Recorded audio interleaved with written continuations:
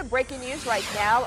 A federal district judge just ruled that those probationary federal workers the Trump administration fired must be reinstated. U.S. District Judge William Alsup said the firings did not follow federal law. He ruled the workers should immediately be sent reinstatement offers. This ruling impacts probationary workers fired from the Department of Veterans Affairs, Agriculture, Defense, Energy, the Interior, and the Treasury.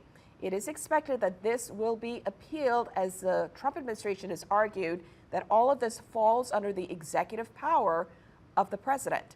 The firings are part of the Trump administration's sweeping moves to downsize the federal workforce and spending.